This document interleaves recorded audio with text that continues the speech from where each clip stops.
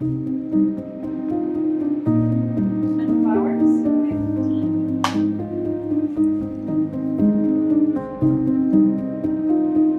And in flowers,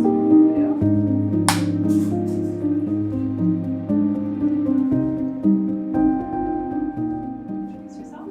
My name is Dean. Lubomir. Health, something that was ever talked about in your home. Growing up as a child, never. Was mental health something that was talked about in your home? No, not at all actually. Growing up in a fairly stereotypical Eastern European family in Bulgaria, talking about mental health in any capacity is frowned upon. It's something you don't really discuss openly. You just dealt with it on your own.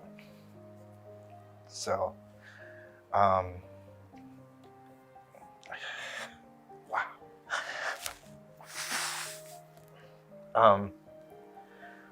Yeah, you would say like you're sad or you're being bullied or anything, but you would never say it out loud because it would just be worse. So a lot of it was repressed and hidden. If you have some personal mental health issues, you kind of just keep it to yourself. You deal with it as best you can, and you just don't bother other people with it. I think that's the main thing. Do you feel that you see mental health now? Oh, as I've gotten older, mental health is so important. Like, you can having someone who is an official, let's use the term therapist, is amazing. But if you don't have that because you're scared, if you have someone that you can talk to, a best friend, a girlfriend, someone who's willing to listen, the weight of your shoulders is lifted. How do you see mental health now? I mean, after moving to Canada, and I've been in Toronto since I was 10 years old, I've definitely had a lot more exposure to it. A number of my friends have battled various things. I even had, unfortunately, a friend of mine take her own life after battling depression for a number of years. So I'm a lot more in tune with what people are dealing with now. You're not necessarily looking for resolution or a fix. It's just the fact that you can unload. Like for me, the longest time, everything sat in my head and was a whirl of reoccurring thought. Like, what if? And now that I'm older and have recognized that it's okay to talk about it, it's okay to share. It doesn't make you any less of a man or demasculinize you. It just means that you're on a journey to be happy. Because sometimes being sad is a lot. And we think about how were flowers talked about in your home? Again, just what you'd expect in that type of household. My mom even wasn't really a huge fan of them. But as for men, I think you'd be laughed at if you liked flowers or even said something along the lines of, "Hey, those are pretty. I'd like some flowers." Yeah. Flowers. Flowers were a peace offering. Flowers were for apologies. Flowers were for her birthday. You know, in my house, if there was a huge fight with my parents, the resolution is flowers. If there was a missed birthday, the resolution is flowers. It's an apology. It's not it was, from what I remember, it was never a celebratory thing. You never just got them. And you certainly didn't, my dad certainly didn't bring home flowers to put on the kitchen table. That was what my mom did. My mom picked flowers, or my mom bought flowers to make her space pretty. And my dad just lived there. I mean, I think maybe a few years ago I brought it up with my girlfriend at the time, just because I would get her flowers all the time, which she obviously appreciated. But I did mention that maybe it'd be nice if I got some flowers on occasion. I still enjoy how beautiful they are to look at. And so she also laughed it off and didn't really take me super seriously. So, I mean, that's to be expected, even regardless of how liberal someone is. I think it's still pretty set in stone that girls like flowers and men don't. Do you feel bad about wanting flowers, about asking for flowers? I don't think I would have ever asked for flowers growing up. I was already bullied because I was labeled as being gay.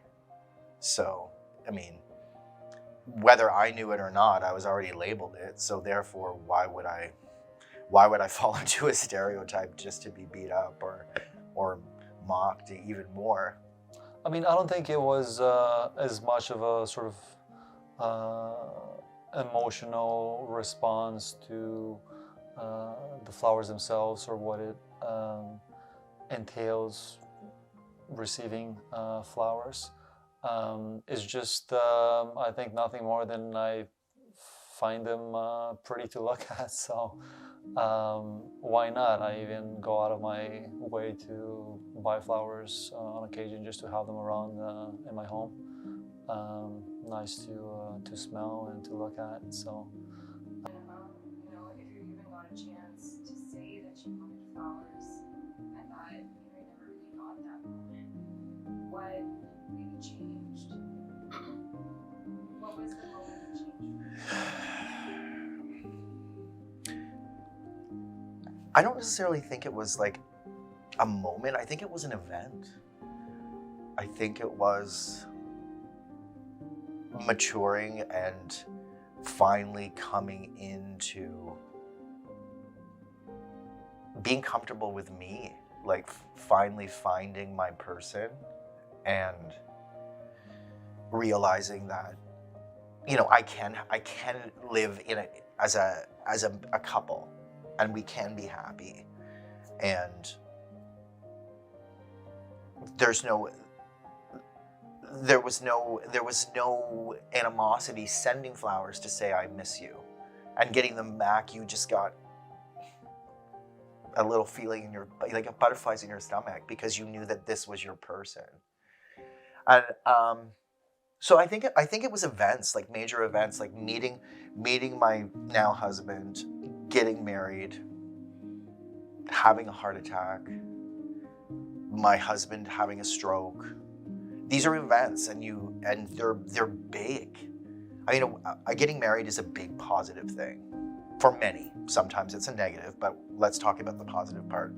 But a stroke and a heart attack, these basically could end that journey of happiness that you think you're on. So I think it just was these events that said, hey,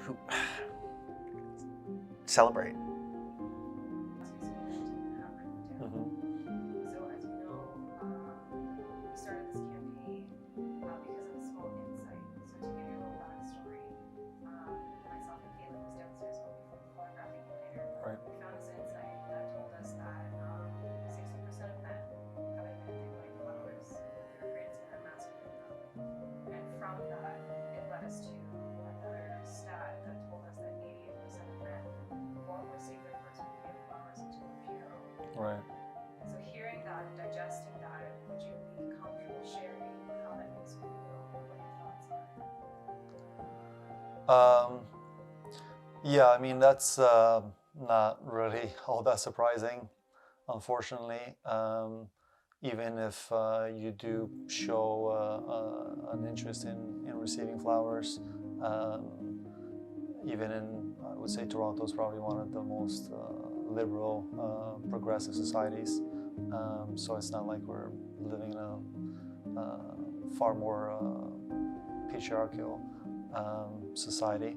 But even here, there's, I think, vast majority of men would be laughed at for suggesting that they like to receive flowers. I mean, I'd love to see that change, but currently I don't think, at least in the heterosexual scene, that would be something that either party would want to bring up. Yeah, definitely. I mean, there's a big difference between, and this is just my thought. There's a big difference between the men of yesterday and the men of today, in the way that we were brought up to share things. And I could be completely wrong on this, because I could just be living under a rock. But like I said, growing up, you didn't share. Whereas I feel now the men of today, the youth of today, don't have a problem sharing. And they sometimes, I think, overshare. And that's maybe perceived as a bad thing, and it could be perceived as me saying, like, that's wrong. But I just feel that the youth of today are very accustomed to just saying, I feel, and this is making me, and I'm uncomfortable. Whereas growing up, you never said anything like that. You just plowed on through, and you dealt with it accordingly. So, and heaven forbid you let someone see you cry. That's not what you did. So, yeah, it's a lot. It's a lot. I didn't think it would be like that. Tricky. How do you feel about flowers right in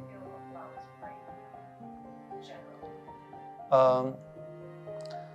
Yeah, I think I've, over the years, definitely developed more of an appreciation for them. So I would be a lot more excited to receive them now. Flowers are pretty. Flowers are like a silent movie, in the sense that a bouquet of flowers can, any which way you look at it, will tell you something different. So you're sending them because you care for somebody, but at the same time you're telling them you love them. At the same time you're telling them that it's going to be okay. You're telling them that they're beautiful. You're telling them that they're perfect. Like flowers can do a lot more than just sit in a vase. So. Our final question.